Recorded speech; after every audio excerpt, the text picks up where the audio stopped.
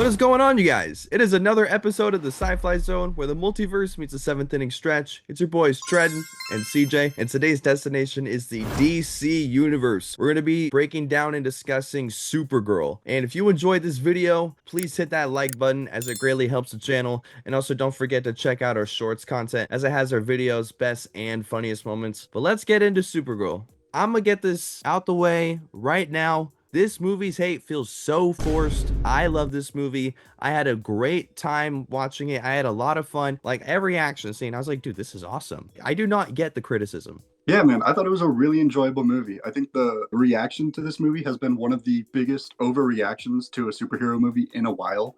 I mean, people decided they were going to hate this movie before it came out. So, like, no matter how good this movie was, people were going to dislike it. There were going to be some people saying bad things about it. But, I'm not really concerned about those people because this was a great movie theater experience for me. I really enjoyed this movie. I think Millie Alcock as Supergirl is a great casting. And I thought we had a really good story with this movie as well. Yeah, 100%. I totally agree. So I love that the movie opened the same way that the trailer did. That made it a very fun watch for me. And it also very much established Crypto as a character pretty well because, he's energetic, he's very playful, he's affectionate. But man, the second you leave this dog out of your sight for more than 5 minutes, all of a sudden you're in a movie-worthy rescue mission because this dog is just a villain magnet. Like, for now on, we need to keep Crypto within a 10-foot force field of whoever he's staying with at all times. Yeah, 100%. It feels like both Superman and Supergirl are not the best at paying attention to what's going on with Crypto. It seems like every bad guy in the universe wants Crypto. And we need to give them some dog training or to help them figure out a good home for Crypto. Because, yeah, man, he's been through a lot already. Yeah, so Supergirl's celebrating her 23rd birthday, and this basically picks up right where Superman left off, which is pretty cool. And around the same time, we also meet Ruthie, who ends up teaming up with Supergirl later in the movie, with her whole family being slaughtered by Krem of the Yellow Hills. And Krem came after her family in the first place because her father is an expert sword maker. Probably one of the most evil villains I have seen in a while. Like, he is what you get when you combine Mad Max with a space outlaw who has a lot of quirkiness, a bunch of perversion, superhuman strength, and insane combat skills, and a guy who just does it for the love of the game. It's crazy. 100%. Yeah, I mean, this scene established Krem as a huge villain right away. I mean, we immediately see the first scene of him killing Ruthie's family in front of her. And it really establishes Ruthie's story as well going on to the movie. Her main storyline is trying to avenge her family and get revenge on Krem and kill him just like he killed her family. So yeah, I thought this was a really powerful scene for both of these characters to really establish their driving points of this movie. Yeah, because this guy is just doing so much chaotic stuff that he just ends up affecting these two people at the same time. He's a crazy guy. Yeah, he is very, very evil. Yeah, so Ruthie is now seeking revenge. And Ruthie shows up at the same bar that Supergirl is celebrating her birthday at, and she brings the sword of her father to trade in exchange for Krem's head. But obviously she's barely over 5 feet tall, so someone just is like, yeah, mine. Gotcha, bitch. But then Supergirl gets it back and kicks the guy's ass while doing it, while being pretty drunk at the same time. And honestly, this ends up being a theme for the movie, as Ruthie will need a lot of protecting from drunk Kara in this movie. Yes, absolutely. This definitely sets up their relationship throughout the movie. I thought this was a great way to bring Kara and Ruthie together, like Kara being the one to get that sword back for Ruthie. So Ruthie sees like, maybe this is going to be a viable asset to me. Maybe she could be a lot of help to me. And it was also cool seeing Supergirl being able to take that brute down and get that sword back near a red sun also. And she's drunk as well. So like, she doesn't have all the capabilities that she does as Supergirl, but she's still able to hold her own and get that sword back for Ruthie. Yeah, being a Kryptonian definitely has its perks. 100%. But as we'll see later in the movie, also its cons. Yeah, my goodness. So after Ruthie sees Kara doing all that stuff, she's like, hey, how about you help me? And she's like, no, I am not in the mood to help anybody right now. So the following morning, Kara wakes up to a knock at the door, and what do you know? It's Ruthie. And she's like, help me avenge my family. But she doesn't walk away. She instead, just kind of helps herself in, and then they walk outside so that Crypto can just kind of like do his thing outside. And this is probably my one gripe with the movie. Like Krem just kind of somehow appears at her ship and he's walking like he has nowhere to be. So if you're walking that slow, I just feel like someone should notice. That's my only thing. But they pull up and they take Kara's ship, and at the same time they shoot Crypto with a poison arrow, and now Kara has 3 days to steal the antidote from Krem, or else Crypto will die. Not good. Not good at all. Yeah, it's so sad seeing Crypto like that. I hate when they do my boy like that. But, it really establishes Supergirl's driving force of this movie and what motivates her into deciding to help with Ruthie. But yeah, and I really liked the use of the watch that she had, the timer where you can see it like clicking down, just like a reminder of what is at stake for Supergirl here. Yeah, and we learn later in the movie in a flashback that she got that from her father. Yeah, I thought that was a really nice touch. Same. And now let me preface. I really did like this story and this movie, but this has to be one of the last times for a while that Crypto needs to be saved as a plot line, because you can only do it so many times in only so many movies. Yeah, I agree. I don't think it's getting stale in this movie, but I think if they continue to go with that storyline in the future and like have him sort of as like the MacGuffin or like the thing that they're trying to protect, I think that could get old a little bit. But I would be surprised if they do that, especially considering the movies they have coming up with like Clayface and Man of Tomorrow. Yeah, same. I agree. So hopefully, if something does happen to Crypto, I'm not saying I want Crypto to die, but I'm just saying let's just put this dog out of its misery. We don't need to hold him out any longer. Like something happens to him, let him go, and then let that be a motivation for the characters. Yeah, I think that would be a good way to do it if his loss is sort of a factor that changes a character and their perception on something, kind of like how in The Boys.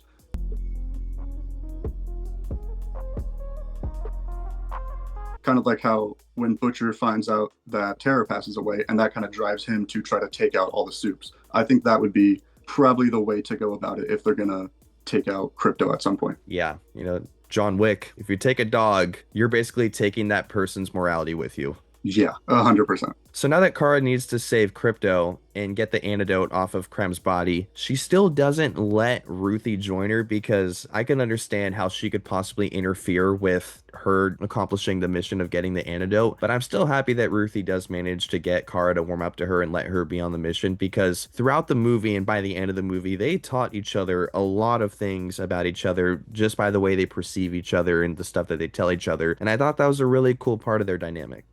I totally agree. Some really great character work between the two of them. I think it makes sense that Supergirl didn't initially want to help out with Ruthie or want Ruthie to help her, because she is a lot more jaded than Superman is, and she has good reason for that. So it's in line with her character to not want to cooperate with Ruthie at first, but Ruthie, she is not going to take no for an answer. Yeah, I totally agree. So Supergirl, she needs to take an intergalactic taxi because her ship got swooped. And the tiny bus driver, who was voiced by Seth Rogen, of all people, honestly, such a funny character. Like the comedic timing and his delivery were pretty spot on. And I could honestly watch like a little mini series of seeing like the different heroes, villains, or anti-heroes that he picks up at the bus stop and kind of the stuff that he has to deal with along the way, like the tech pirates. That would be so cool, man. I would love that. Give him like a special presentation or something. Him like giving everybody like a tour around the universe. I think that'd be so cool. Yeah, I thought he was a great addition, a really good humor aspect of the movie. And yeah, him being voiced by Seth Rogen was pretty cool too. Yeah, and Seth Rogen must have done like a pretty good job, like kind of altering his voice a bit, because I didn't think it was Seth Rogen at all.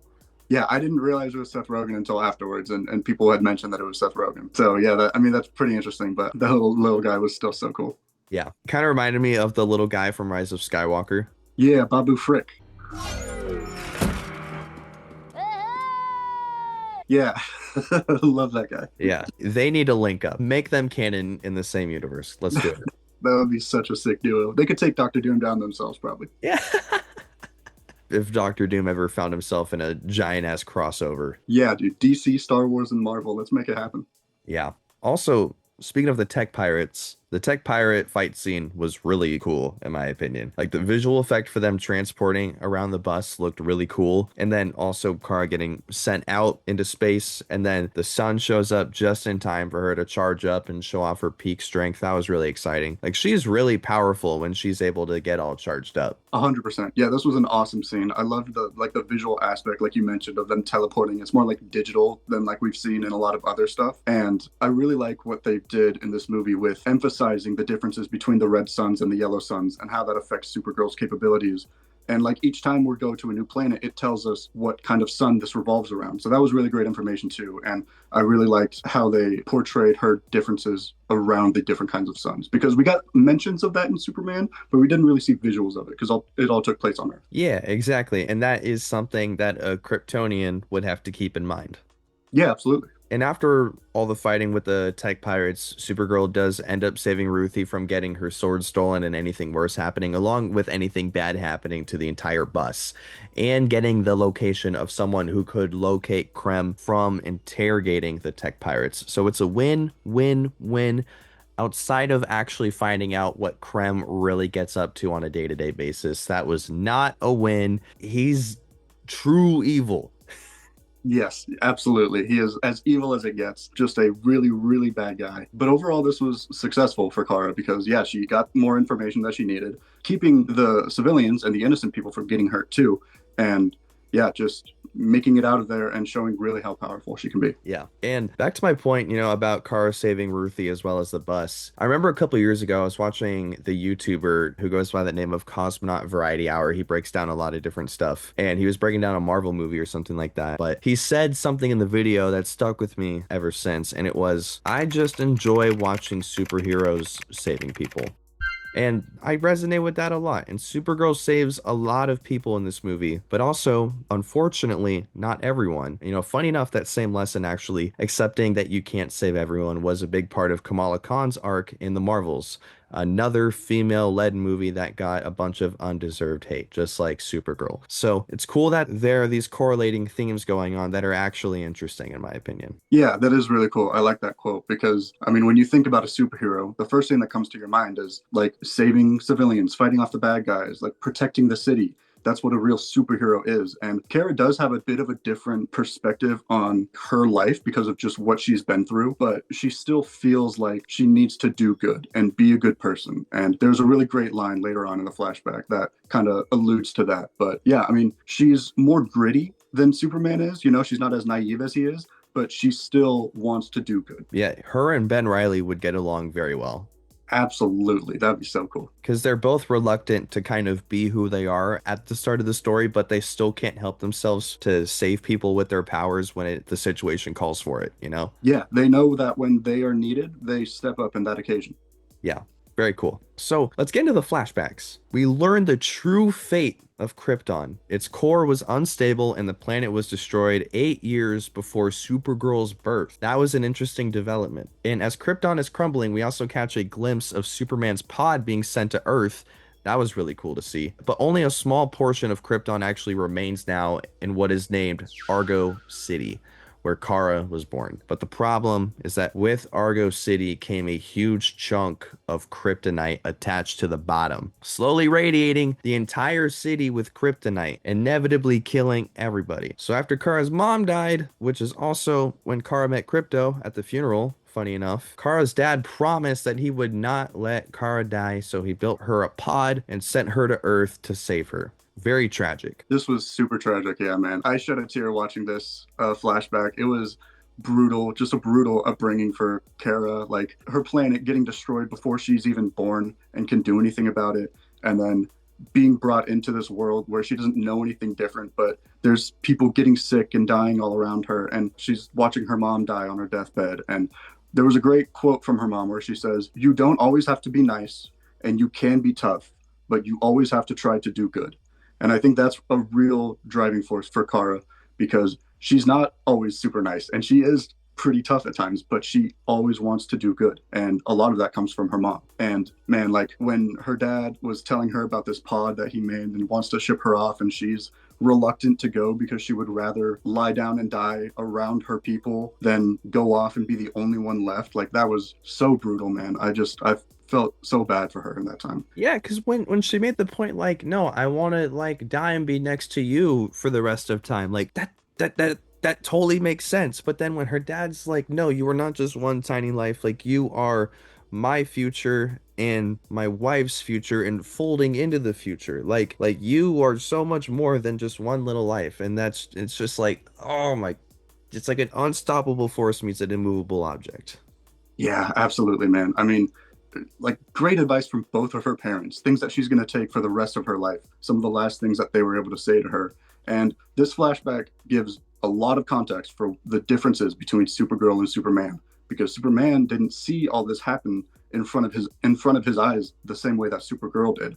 And I mean, that's just they're going to have completely different perspectives after something like that.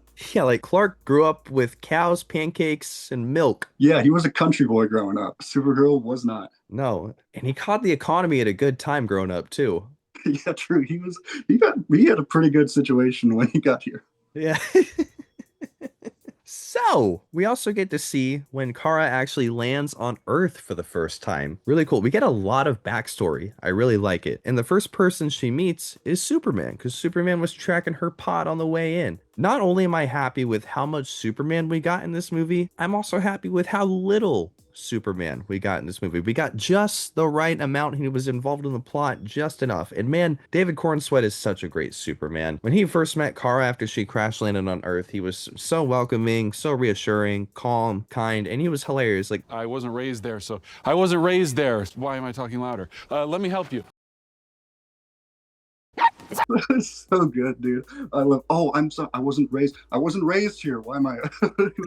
I loved it, man. I mean, yeah, I completely agree. David Cornsweet is such a great Superman. I love that casting. I love both of their castings, and I can't wait to see more of them in Man of Tomorrow and other projects. But I completely agree with you with the amount of Superman that we got, because we saw him in the trailer, so we knew he would be in here in some aspect. We didn't know exactly how much though, and I feel like he was in it just enough to where it added context and it added character work, but it didn't take anything away from Supergirl herself. It didn't like drive the story away from anything, or he didn't take too much attention from it. yeah, totally. Because I was honestly only expecting the video chats. I wasn't expecting anything outside of the video chats. When we got more than that, I was like, yes. Yeah, like seeing them just walking next to each other, seeing her see the Fortress of Solitude for the first time was great. Superman being like, "Oh no, it's okay. We don't live here. We just hide out here." Like, Trust me, Earth doesn't look just like this. I promise. yeah, And then when she gets to where he's like, "Oh, dude, this is Earth," she's like, "How do people call this home?" yeah, I was like, "Valid. Yeah, this kind of sucks." She's right. yeah. No, I totally get her point. But yeah, like I'm really happy to have these characters in this universe all be connected in a great way, and I'm excited to see what else is going to come. I totally agree. It feels like a full connected universe. We're only 2 movies in, but they've done a great job of world building and universe building in this new DCU. And I can't wait to see what they do in the future when they're able to extend it even more with more characters. Same. Although, one thing, I do kind of wish we got a bit more backstory on Supergirl's first couple years on Earth, or maybe like the first few months, and learning how to adapt to Earth and like going a bit deeper on the things that actually got her through those times. Like, I know she put on the headphones and played music to kind of drown out the sound, but there's more to flesh out there. And, I want to see if maybe her Walkman could also be the thing that taught her a bit of communication and like taught her about human dynamics and human emotions and stuff like that. Because like the Walkman is clearly important. She has it with her as soon as she gets to Earth, seemingly, and also in the present. So giving a few more minutes on that would have been nice. Yeah, I think that would have been good. Kind of like seeing her adjusting to this new planet and this new life on Earth. And it's almost implied that she learns English through music, because we see her like put on that Walkman in her apartment where she's trying to drown out the sound. But yeah, it would have been nice to get a little more development into that and figuring herself out and what it's like to be on Earth. Yeah, I'm not saying we need a whole Rogue One situation, but you know what I mean? Yeah, yeah. Damn. Rogue One was a really good movie. It was a great movie, yeah. So back to the present. We land on planet Bilky, That's fun. And Kara's arm wrestling some morally awful aliens to try and get the location of Krem and his goons. And, she ends up having to fight most of them off in another bar fight, fun action sequence. Like, this shit was pretty cool too. But there is one person in this bar that did not partake in the fight because it is not worth his time. And that would be Lobo. And word on the street, Lobo's immortal.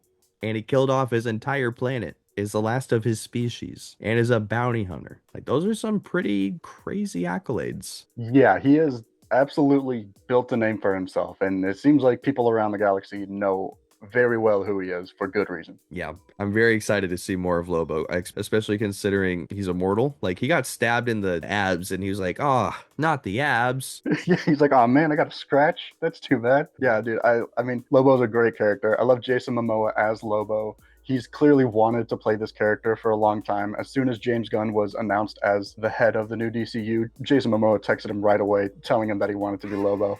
And I think he was a perfect choice. He's so great, super charismatic, and I love the relationship that he has with Ruthie and Supergirl. Yeah, their fighting abilities and, for lack of a better term, the balls that they have to do some of the stuff that they do, they like earn his respect, and not that they're trying to, but Lobo will respect a fellow fighter. 100%. If he thinks that you're capable, then he'll have respect for you. And Supergirl is very clearly capable.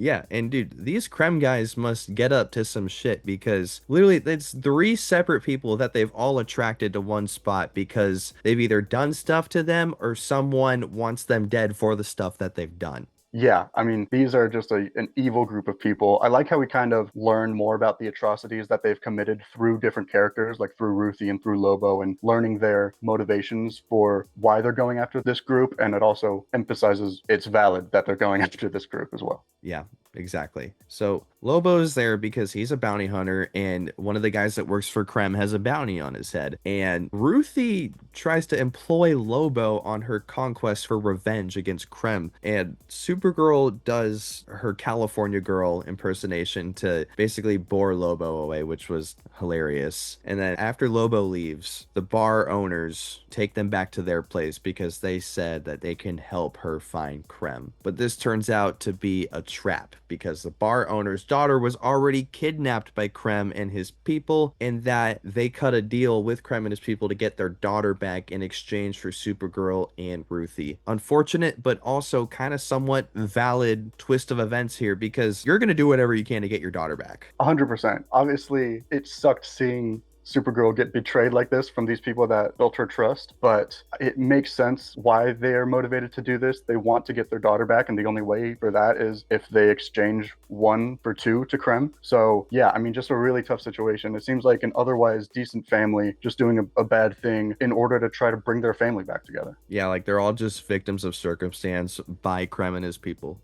100%. It's just a really tough situation for everybody. Yeah. So they poison Kara, but the husband starts feeling bad about it, and he doesn't make her drink the whole thing, so she's able to stay at least half awake for a little bit. So now Krem and his people show up, and they got all their crates of the girls that they've kidnapped, and then Lobo swoops in, releases all of them. They all drop to the ground and they run out of the crates. So now Krem and his people are trying to get the girls back while also trying to get Kara and Ruthie. So now Kara and Lobo are fighting Krem and his people while also defending the women. And at the same time, the bar owner's daughter sneaks off. Krem goes after her. So then Ruthie goes after him. And then Kara goes after her. And as Ruthie is about to strike, Kara's like, no! And she swoops in, saves her. But this comes at the cost of the bar owners and the daughter all being slaughtered by Krem because he's a piece of shit. And it was an awesome and insane sequence, very entertaining to watch, but such a brutal outcome. Yeah, I mean, the action sequence in and of itself was awesome. It was just another great action sequence to see Supergirl and Lobo basically fighting back to back to fight off all these people. There's so much going on, like Krem chasing after the girls, Ruthie chasing after Krem, trying to kill him, feeling like she has the moment, and then Supergirl pulling her back so that she doesn't kill Krem, thinking that seemingly she's doing a good thing, but it ends up just with a tragic outcome and just something that technically, if Ruthie had killed Krem, it would would have been avoidable, but there's no way for them to know that in the moment. Yeah, and I'll be honest, with what we've seen from Krem at this point, I feel like there's a very high chance he would have just turned around. Like, I think he already knew she was coming, if I'm going to be honest. Like, he heard her, and I think he just would have parried her hit, and then that would have been that. But Kara saved her from that possibility as well. Yeah, yeah. I mean, that would have been a rough encounter for Ruthie to go up against Krem like that. They mentioned earlier on that Krem has the strength of 1,000 men. He even like catches a tank falling from the sky at one point. So like, yeah, I think even though she has that sword, Krem probably would have had the advantage there. Yeah, so very unfortunate. And Kara's just so frustrated that, she did try to do the right thing, but something awful still happens. So she vents out in space and then comes back and then forces one of the aliens to take her by herself to Krem's home planet in Barrington. But Ruthie sneaks on the ship, and when they arrive, they discover that the planet orbits between two suns, one of them being a green sun. And green sun radiation works essentially like kryptonite. And the green sun has risen upon their arrival. So it slowly starts killing her, starts draining her powers, and leaving Ruthie alone to try and not only take care of Kara, but finish the mission. But she's quickly abducted and imprisoned, along with Lobo, who got taken out in the previous fight. So, like, honestly, when she got abducted, I was like, how the hell are we getting out of this? Yeah, this was a low point for them. They are in a rough spot. Seemingly nobody can do anything. Ruthie's locked up, Lobo's locked up with her, and Kara is just suffering out in the green sun. I do think it was a really interesting addition to add that green sun in there because I mean we had the yellow sun and the red sun. One of them empowers her, one of them like depowers her, and one of them just straight up melts her basically. But yeah, I mean this is a rough spot for them. Yeah, I was real worried, but Ruthie took it upon herself to take a big swing and try to manipulate the guard into thinking that she just wants to go see Krem, and she's just like crying a fit. And he believes her, and then she jumps, puts the shackles around his neck, and knocks him out, gets the keys, frees herself, and frees Lobo in the process. So, really awesome moment for Ruthie, really taking a fat risk, and it paid off. 100%. Yeah, I mean, I love this scene for Ruthie, seeing her capabilities and what she's able to do, despite like not really having any powers or anything. She's not like a superhuman person. She's just running on like anger and revenge and just the need to kill Krem. And that is what pushes her to break out of this cell and then eventually break Lobo out as well, which I kind of thought it would be reversed, that Lobo would be the one to break out and then break out Ruthie, but no, Ruthie's the one that took it into her own hands.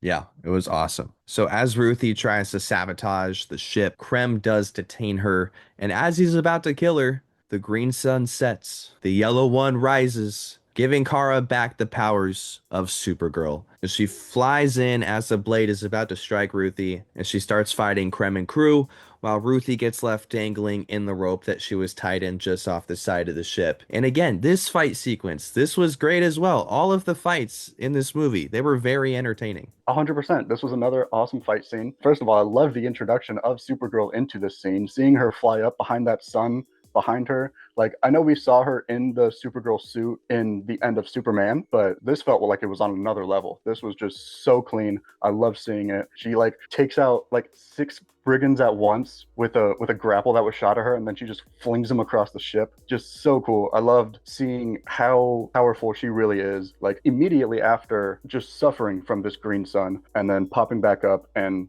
going in to save the day. It was great. And at one point, like, Krem shoots several kryptonite poisoned arrows at Supergirl, and you see the visual of the kryptonite like latching onto her blood cells. And I thought that was a really cool addition because obviously we saw how Superman was affected by kryptonite in the movie, but we didn't see the actual visual of it like we did here. So I thought that was a pretty cool addition. Yeah, 100%. So now she's basically out of the fight. She can't fight anymore. And now she's about to get killed. And as that's about to happen, Lobo swoops in and kills the guy who was gonna kill Supergirl, who was also the same guy he was going for earlier for his bounty. And New Rockstars, I'm calling you out here. You criticize the editing here, but honestly, when I was watching it, I did not notice that. Like, yeah, it did seem a little quick, but when I'm going to see this scene, one of the top things that I'm not looking for in the scene is how detailed the slice and dice is. It's the event that matters. And yes, obviously how it's displayed matters a little bit, but what's important is what actually happened. Yeah, yeah, for sure. I mean, I thought, yeah, I didn't really have much problem with the scene, especially considering the fact that Lobo is like an immortal god who has already killed his entire planet. So like he's super capable and powerful of taking someone out in an instant. And yeah, that's what he does. Yeah, and yes, he did show up out of nowhere, but people do that all the time. Like, oh, because Batman does it, we praise it, but now here it's a bad thing, it's a plot hole. Yeah, yeah. It feels like kind of another nitpicky thing that people were just looking to criticize, I guess. Yeah, like obviously, logically, Batman cannot get away that quickly, that quietly, but he's Batman, so we accept it. You know what I mean? So why can't we accept that Lobo can do this because he's Lobo? Exactly. Yeah, 100%. That's a great point. So Lobo throws Krem overboard, but he gets latched on to the same rope that Ruthie's on. And while that's happening, he helps destroy and crash the ship, with Supergirl landing in a tank underwater as a result of the ship going down. And she's got her blaster way out. And at the same time, Ruthie and Krem jump off just in time, avoiding most of the debris. But now Ruthie is surrounded, and it's not looking good. It's looking full Mad Max here. And at the same time, the abducted women are still trapped on the ship. So somehow, in an insane display of power and speed, Kara not only flies into the ship, frees the girls, blows a door wide open with her heat vision for them to escape, but also flies into the biker circle and saves Ruthie from the last of Krem and his guys. Like, this sequence was so sick to watch. And again, New Rockstars criticized the song that was playing in this. Like, just have fun, man. Like, come on. Yeah, yeah, man. I mean, I thought this was another great scene. I really enjoyed this. I thought the visuals were awesome of seeing Supergirl like flying through all the dust and like you can see like her eyes lighting up and like the red light through all the dust is great too. And I thought the song choice was fine. I thought it was appropriate. Like people are saying it's one of the worst needle drops in a superhero movie in a long time. I don't think that's the case at all, especially if you think about it from the perspective of Ruthie. Like that song was really from her perspective, you know, everything is going to be just fine, everything will be all right. That's kind of what she's been needing to hear this entire movie. Like she's been driven by rage this whole time, but you're gonna live. You're gonna be all right. You're gonna be able to move on at some point. Yeah. And also, for anyone saying, oh, this needle drop is on the nose, Superman said maybe that's the real punk rock, and then we end with punk rocker. Yes, I am. That's on the nose too. But everyone loved that shit, including me. So again, this just feels super nitpicky. Totally. Yeah. I mean, like that was a very on the nose song choice as well. And I could see why like people who didn't like the Superman movie maybe saw that song choice as corny as well. But for the majority, people loved it and it like became a popular song because of that movie.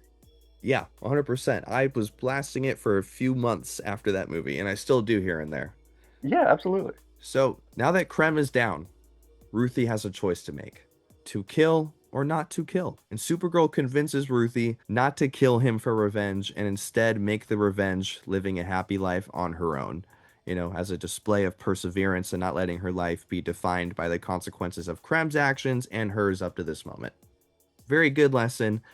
But then I was kind of worried. I was like, okay, well, if she's not going to kill Krem, who the hell is? But then, as Ruthie walks away, Kara stabs him twice. Yeah, man, this was probably one of my top favorite scenes of this movie. I just loved it.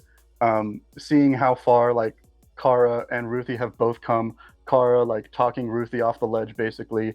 Ruthie has just been blinded by hatred this whole time, and now she finally has an open shot to take out Krem. And Kara saying like, I'm not going to force you not to do this, but I don't want you to do this. You don't have to. She made sure that it was a choice from Ruthie. And Ruthie turns to her and like she embraces Supergirl. And Kara says like, okay, you need to walk away now before you change your mind, because you're probably going to change your mind and try to kill this guy. But she makes the tough decision to move on, walk away, and live her life. And then Kara, being the superhero that she is, takes on the burden that Ruthie does not need to have, takes a shot for Crypto, takes a shot for Ruthie as well, and, you know, gets the job done. And I'm really glad that this is the way that they did it, because I was a little worried that they were going to do like, I'll get you next time, Krem. I'm better than you because I'm letting you live. No, she took him out because he deserved it, and it was great. Yeah, you know, Mace Windu was right. He's too dangerous to be left alive. Yep. Yes, he was. Yep. So now the movie ends with Kara getting the antidote off of Krem's corpse. Ruthie doesn't have to take on the burden, and we get to save Crypto just in time. That was great. And Ruthie even does join Supergirl for one more time to celebrate Kara's birthday before Kara returns to Earth, meeting Superman at his apartment, saying, you know, I think I want to be in the Man of Tomorrow movie. And he's like, well, that's great. I didn't know that. Cool. And we feel the same way. And that's how it ends. Great. Yeah, just a great movie, a great ending. I love this last scene. Kara like deciding to stay, deciding to stick around, setting her up for Man of Tomorrow, really like giving us an idea of what that's going to look like and what that team is going to look like. So I guess Superman, Kara, and Lex are all going to be working together maybe at some point. That's going to be pretty cool.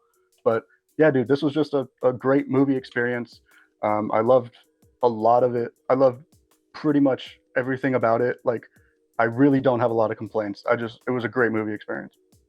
Yeah, and also for it being her first movie, I'm very happy with the stakes that were set. Like the stakes were, I would say, very similar to like the first Iron Man, in a sense of Iron Man took place in space, in the sense of like, you know, the world isn't gonna end if he doesn't do something by the end of the movie. You know, it's very much beef between a few people that have been affected by one particular bad person.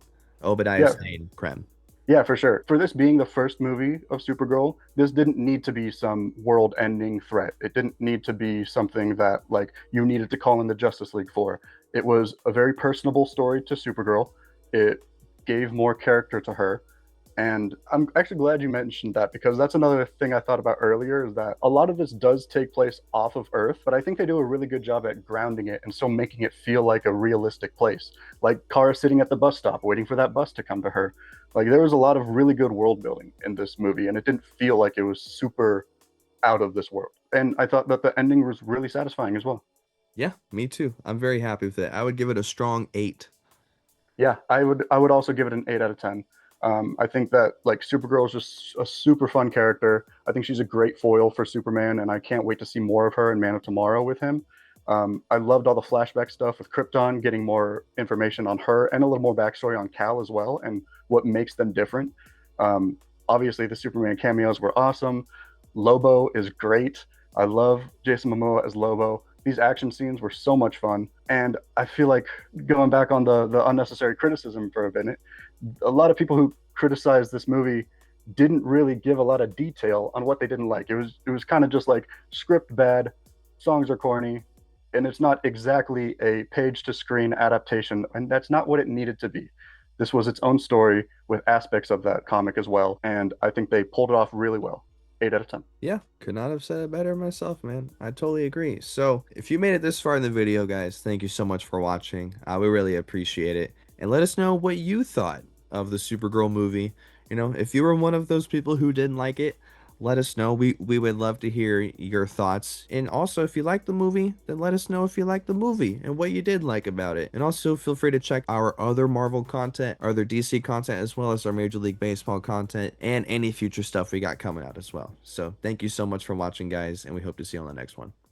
Peace.